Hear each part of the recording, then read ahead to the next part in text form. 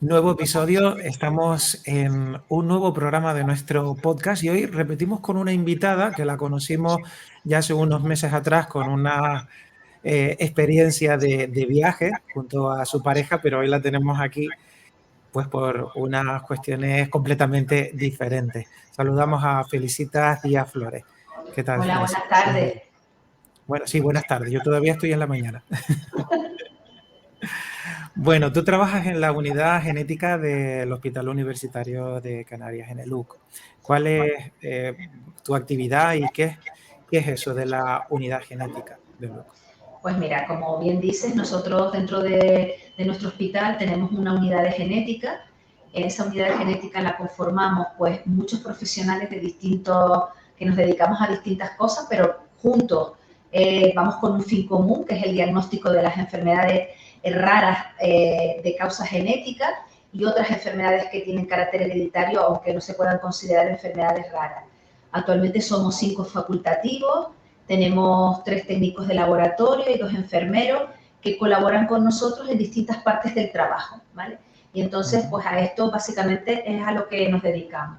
Nosotros recibimos pacientes que vienen de distintas partes del hospital, imagínate, desde pediatría, neurología, dermatología, oftalmología, donde el facultativo que está viendo a ese paciente, pues por la clínica que tiene el paciente o por sus antecedentes familiares, sospecha que ese paciente puede tener una enfermedad rara. Entonces nos lo remiten a nosotros y ahí en ese momento es donde empieza nuestro trabajo. Por otra parte, eso sería un ámbito de trabajo. Otro ámbito de trabajo sería el cáncer hereditario. Hay muchas familias donde en la misma familia vemos que han aparecido a lo largo del tiempo distintos tipos de cáncer. Entonces, bueno, tenemos conjuntamente con el servicio de oncología, tenemos un comité donde valoramos a estas familias y decidimos si hay que hacer un estudio genético. Se estudia una persona, si hemos encontrado una alteración genética que es la causa del cáncer en esa familia, pues ya eso se extiende al resto de la familia y conjuntamente con oncología le vamos dando todo el asesoramiento a estos pacientes. Y después la tercera línea quizá de trabajo sería una consecuencia del estudio de las enfermedades raras, donde trabajamos conjuntamente con el servicio de reproducción, porque una familia donde hay una enfermedad rara que genera mucho sufrimiento en la familia, lo que desean todos, independientemente de que desean que haya tratamiento para su enfermedad, es que sus hijos estén libres de esa enfermedad. Y conjuntamente con reproducción, pues trabajamos en darles opciones reproductivas. Ujú. Las enfermedades raras, ¿con qué frecuencia se dan? Porque claro, hasta que no te toca dentro de tu ámbito familiar, es casi como una gran desconocida y, digamos, no afectan a las familias de forma directa, ¿no? Pero siempre llegan cuando llegan. Entonces, ¿con qué frecuencia se suelen dar ese tipo de Pues mira, enfermedades? O por lo menos, lo que te sí, o por puedo lo menos esas que consideran raras, ¿no? lo que tú, si tú lees cualquier publicación que haya al respecto, tú lo que lees es que se presenta en menos de una cada 2.000 personas, ¿no? Entonces, claro, a mí cuando decimos esas cifras así a secas, uno realmente no puede dimensionar de la envergadura de lo que estamos hablando.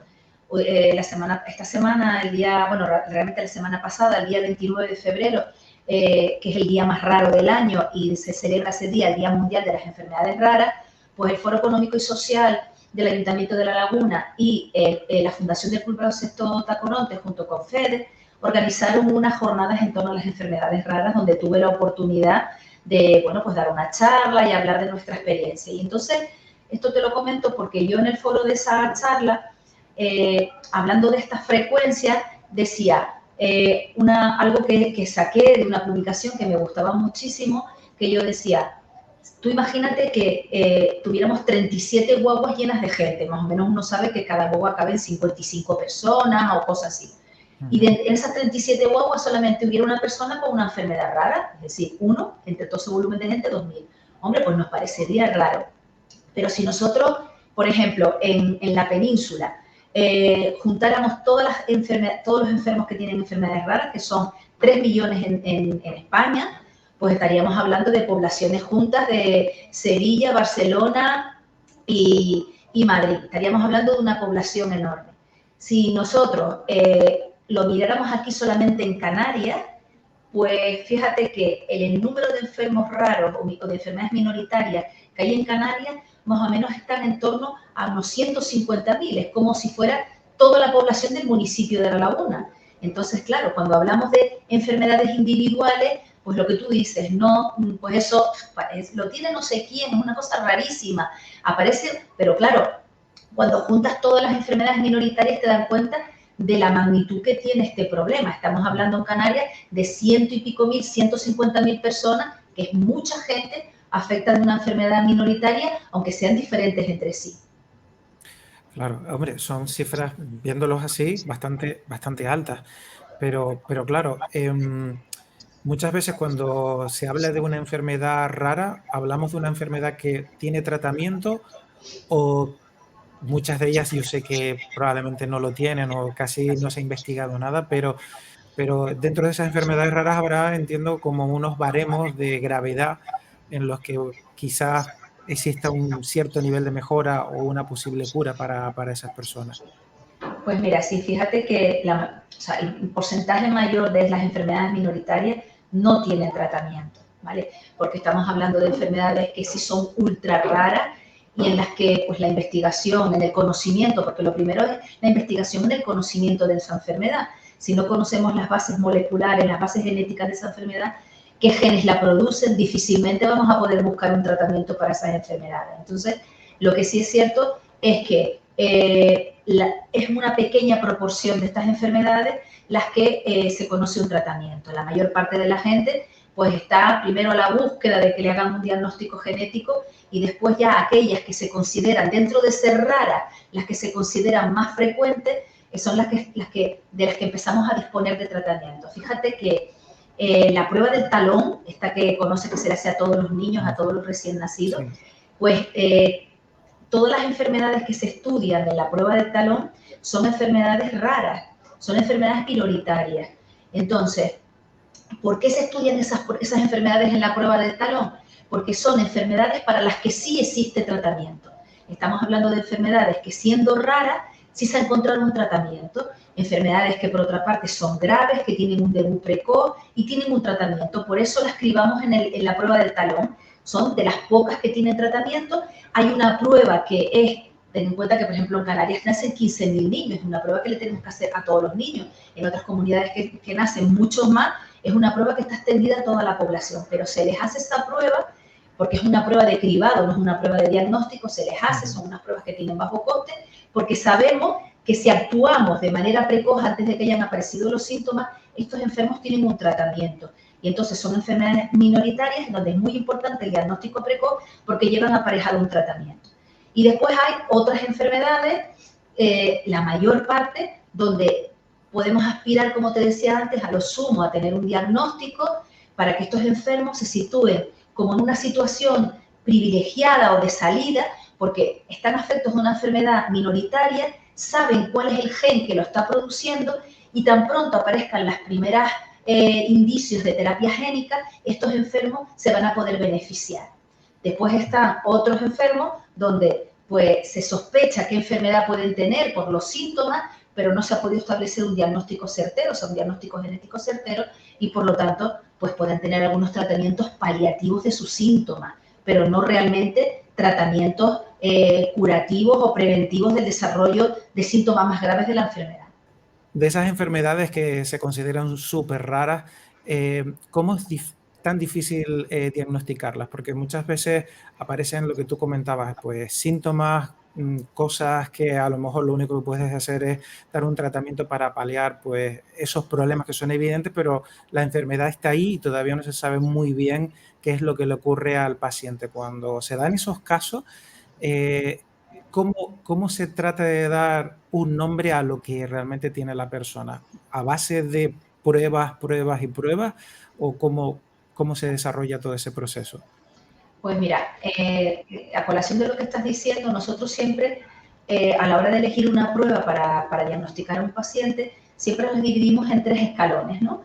Hay enfermedades que siendo raras los síntomas son tan inequívocos y los signos que presenta el paciente que casi el facultativo cuando nos los remite, ya nos remite sospecha de y nombre y apellidos de la enfermedad. Entonces nosotros ahí vamos a saco por ese diagnóstico y básicamente cuando están bien enfocados a los pacientes, a veces no, pues logramos dar un diagnóstico genético.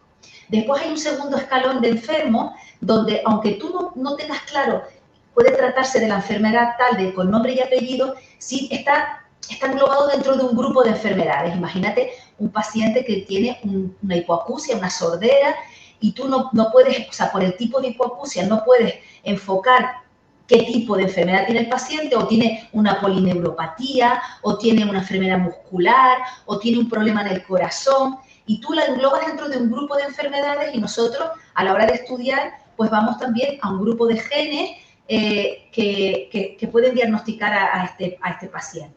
Y después a veces hay enfermedades tan complejas donde la sintomatología que presenta el paciente es tan variopinta y englobaría, son enfermedades muchas veces sindrómicas porque tienen muchas sintomatologías distintas que es muy difícil orientarlo.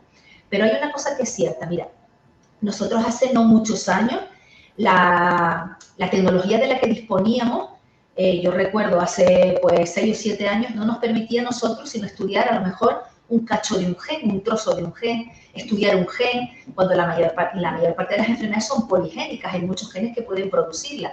Entonces era muy costoso y el salto cualitativo que hemos dado es que hoy por hoy nosotros tenemos analizadores que son lo que se llama secuenciación masiva o NGS, que a nosotros nos están permitiendo estudiar los 22.000 genes o casi 22.000 genes que tiene una persona y no hacerlo de paciente en paciente, sino de 16 pacientes al mismo tiempo.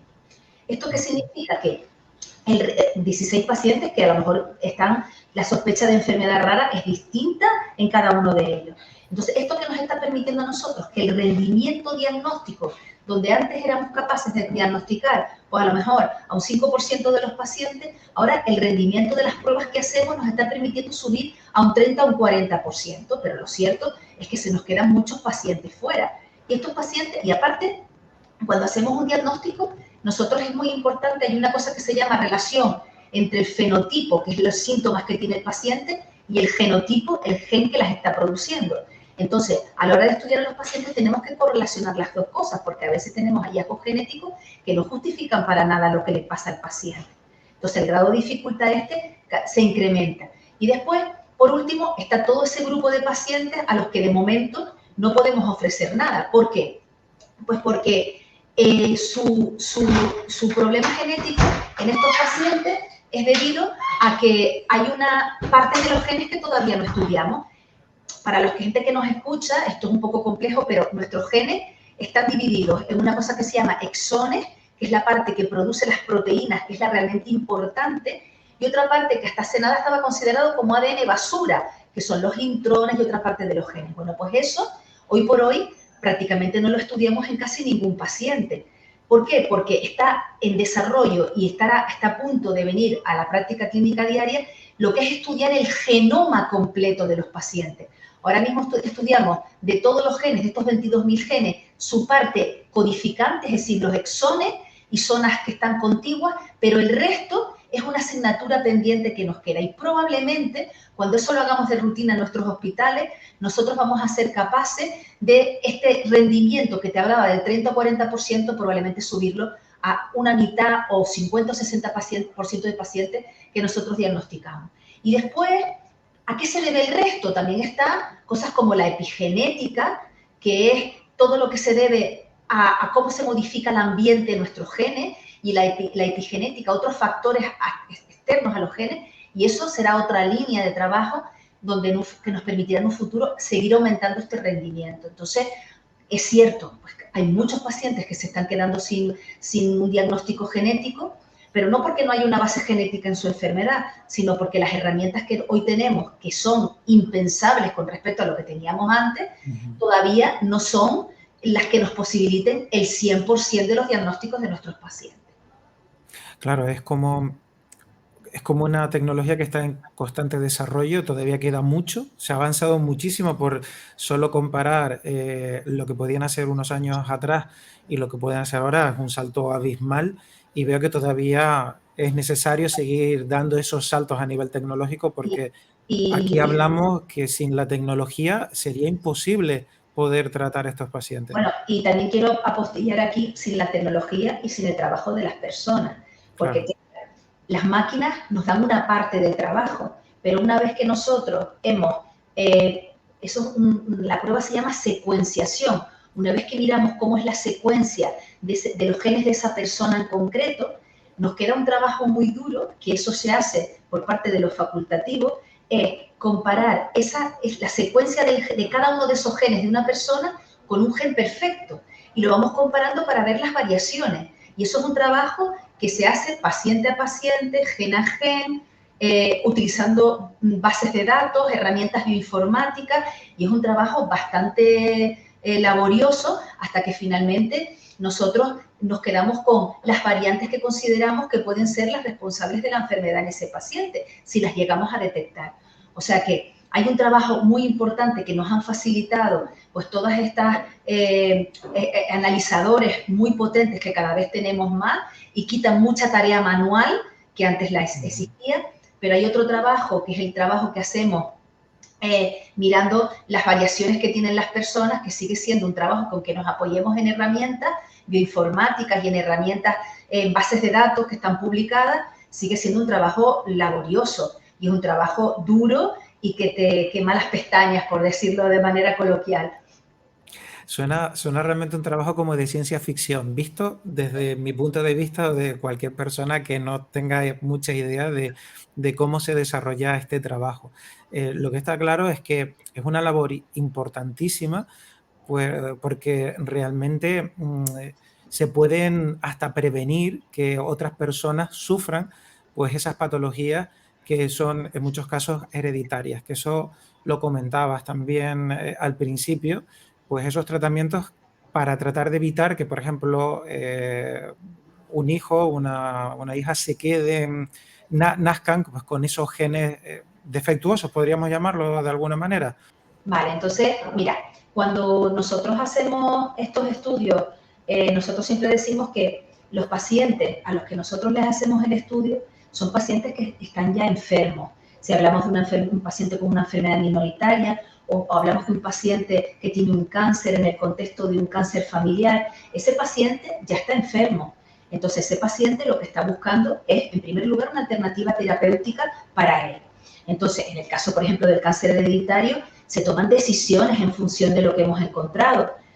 Si tú, por ejemplo, tienes un cáncer de mama y se demuestra que es hereditario porque encontramos una mutación, a lo mejor pues te ofrecen pues quitarte la mama donde tiene el cáncer, pero también la otra, pero es que el cáncer de ovario, el cáncer de mama se desarrolla conjuntamente por los mismos genes que el cáncer de ovario, entonces hay que hacer algo pues con el ovario de esas personas. Entonces, al paciente le podemos ofrecer cosas, igual que alternativas terapéuticas, igual que en las enfermedades minoritarias, pero muchas veces siempre digo que los grandes beneficiados de todas estas herramientas son las personas que no han nacido, ¿vale? Entonces, por una parte estarían los familiares, porque aquí te viene la primera persona, la llamamos caso índice, y a las personas, sus familiares, los que todavía a lo mejor no han enfermado, nosotros les ofrecemos hacerse este estudio y tomar decisiones en función a esto. Si estamos hablando de un cáncer, pues se les ofrecen pues algunas alternativas que pueden parecer radicales, pero bueno, a veces pues tienes que pensar si tú quieres vivir y no enfermar, pues obteniendo estos genes, o por el contrario, pues que te vacíen las mamas, pues tú vives sin las mamas, pero sabes que no te va a dar un cáncer de mama. A veces son decisiones que hay que tomar radicales, pero en la familia se toman. Entonces, igual lo mismo que en el cáncer de ovario. En el cáncer de ovario, yo siempre cuando vienen los estudiantes aquí, les pongo el ejemplo de algo muy sonado que salió en prensa, fue el caso de Angelina Jolie. Angelina Jolie, ella en su familia, su madre, su tía, varias personas de la familia, estaban enfermas de cáncer de mama, se hicieron un estudio. Ese estudio arrojó una mutación en un gen que se llama BRCA1, que es un gen que tiene muy alta penetrancia. ¿Eso qué quiere decir? Que si tú tienes la mutación, las probabilidades que tienes de tener cáncer de mama a lo largo de tu vida son más del 90% y de ovario del 65%, y entonces los pacientes tienen que decidir Si se quitan las mamas, si se quitan los ovarios, evidentemente quitarse las mamas, bueno, pues te quitan las mamas, es una cirugía, pero quitarte los ovarios pues acaba con tu vida reproductiva. Lo mismo con enfermedades raras, por ejemplo, algunas miocardiopatías, que son enfermedades raras, pues estos pacientes, si no saben que son portadores de una mutación, pues no van al cardiólogo. Estos pacientes van al cardiólogo, se hacen revisiones, el cardiólogo pues sigue con sus revisiones e incluso a veces les ofrece ponerles desfibriladores para evitar que el paciente tenga una muerte súbita. Pero bueno, como decía, los grandes beneficiados son las personas que no han nacido. Una pareja en que los dos son portadores y han visto casos en su familia o que uno de ellos es afecto, ellos lo que quieren es que sus hijos no tengan la enfermedad. Esto lo decía yo al principio porque trabajamos conjuntamente con la unidad de reproducción de nuestro hospital y se le ofertan a estas familias una técnica que se llama diagnóstico preimplantacional, que para que la gente que nos escuche lo entiende, es como una fecundación in vitro donde el óvulo y espermatozoide se fecundan fuera del útero materno, surgen una serie de embriones y a esos embriones se les sacan unas celulitas para estudiar si son portadores o no de la mutación que tenía su padre o su madre. Solo se implanta en el útero materno aquel embrión que no tiene la mutación que tenía su familia. De esta manera garantizamos, cuando tenemos éxito, que el niño que vaya a nacer sea un niño sano. En la prensa ha salido estos días, pues que, bueno, nosotros a lo largo llevamos 2 años con esta técnica implantada en el Hospital Universitario de Canarias y, bueno, hay muchas familias que se han acogido a este método. Hemos tenido cuatro embarazos y, bueno, el primero de ellos fue de una pareja que está afecto de osteogénesis imperfecta, que es una enfermedad que vulgarmente se llama de huesos de cristal, porque es una enfermedad del colágeno que lo que hace es que, como el colágeno forma parte de nuestra estructura, pues entonces nuestros huesos, al tener este problema, ese colágeno no se produce correctamente y tenemos unos huesos frágiles. Y entonces, pues, estos pacientes tienen fracturas de repetición a lo largo de su vida, que les producen al final, pues, incluso hasta malformaciones. Y hay algunas formas que son muy graves que se pueden producir intraútero, produciendo incluso la muerte del feto intraútero. Pues bien, hemos tenido el nacimiento, nuestro primer bebé que nació, fue un bebé fruto de una pareja donde el papá tenía osteogénesis imperfecta y el bebé nació sin esta enfermedad. Entonces, esto es un gran éxito y ha sido una alegría tremenda, por supuesto, para nosotros, pero para los padres y para la familia, pues muchísimo más, porque han visto que eso que estaba afectando al padre, al abuelo, a otras personas de la familia, se ha cortado de raíz en la siguiente generación. Es un avance increíble. Y claro, para una persona que sabe que padece ese problema y que probablemente su hijo vaya a heredar eso, claro, eso tiene que ser también a nivel psicológico una carga muy, muy fuerte. Y el hecho de tener esa opción es realmente una cosa maravillosa. Yo entiendo que eso solo sería posible cuando tú ya tienes diagnosticado una patología y te adelantas a la reproducción. Si ya una vez que digamos la concepción del bebé ya está en marcha, ¿hay posibilidades de hacer algo o ya no se puede hacer nada? No. Esto solamente se ofrece y no a todas las enfermedades que son minoritarias de base genética. Primero porque hay enfermedades minoritarias de base genética que tienen tratamiento, entonces esas enfermedades que tienen tratamiento, esto no es una opción. Enfermedades minoritarias que aparecen en la edad adulta y para la que a lo mejor el gen tiene una penetrancia muy baja, es decir, la probabilidad de que tú heredes la alteración genética y reproduzcas la enfermedad, porque no siempre que tienes la alteración genética, si el gen es de baja penetrancia, tú la vas a desarrollar. Entonces, las personas a las que le ofertamos esto tienen que tener esas enfermedades una serie de características. Tienen que ser enfermedades muy graves para las que no exista tratamiento, que muchas veces se puedan presentar incluso desde la infancia. Y entonces, bueno, esas enfermedades les damos esta opción. Si la pareja o la enfermedad tiene alguna alternativa, estamos hablando de métodos muy, muy costosos, entonces se queda restringido para estas enfermedades, no para otras enfermedades que sí, que aunque puedan producir pues molestia en los pacientes, pues bueno, no es algo tan grave, no es algo que le pueda costar la vida al paciente y algo que se puede ir paliando con alguna terapia alternativa. Una vez que ya estás durante el embarazo, evidentemente, si la enfermedad que se está, porque nosotros hacemos pruebas que se hacen mediante amniocentesis, se saca el líquido amniótico y nosotros podemos estudiar si hay una sospecha de una enfermedad rara, se puede hacer un diagnóstico genético con el líquido amniótico del paciente. Entonces, en estas circunstancias, si estamos hablando de una enfermedad muy grave, pues la pareja tiene la opción de acogerse a una interrupción voluntaria del embarazo, y si estamos hablando de una enfermedad en la que se pueden hacer cosas, incluso se hace determinada terapia intraútero, o nada más nacer el recién nacido una vez hemos hecho el diagnóstico. Pero una vez que ya se ha producido el embarazo, pues este diagnóstico preimplantacional, la palabra lo dice, antes de la implantación, ya no se puede ofrecer. Básicamente, ya durante el embarazo tenemos otras opciones, que son las que ya he comentado, pero que realmente no son opciones que eliminen el problema existe, y lo único que hacemos es ofertar, pues bueno, si se puede hacer alguna terapia intraútero, o según el momento postnatal inmediato, algún tipo de terapia que se le pueda hacer al paciente, pues para paliar pues eventos adversos que se puedan producir según el recién nacido ha llegado a este. Resulta realmente apasionante, increíble, porque es un trabajo que resulta complicado para la mayor parte de los mortales, porque estamos hablando de cosas que no se ven a simple vista, pero sin lugar a dudas, el trabajo que realizáis en la unidad genética de Luc, pues es, yo creo que importantísima y debe de continuar. No sé si uno de los mayores problemas que a lo mejor podéis tener, ya que comentabas que son tratamientos costosos, es precisamente la financiación.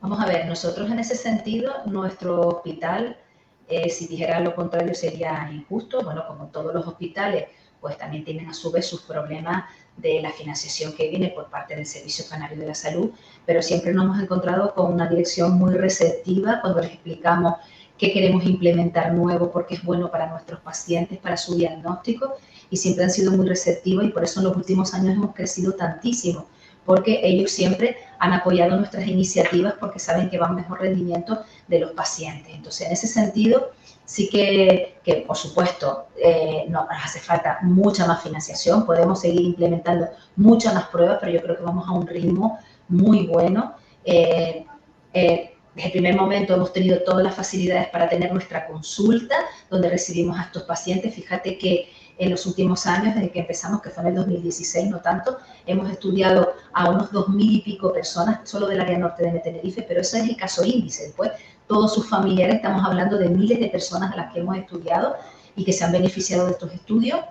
Y en ese sentido, muchas de esas personas las rescataremos cuando vengan nuevos estudios, aquellos que no pudimos diagnosticar, para ofrecerles otros nuevos diagnósticos que sean mejores y que nos ayuden a poderles dar el diagnóstico genético, pero en ese sentido siempre nos hemos sentido muy apoyados por nuestro centro.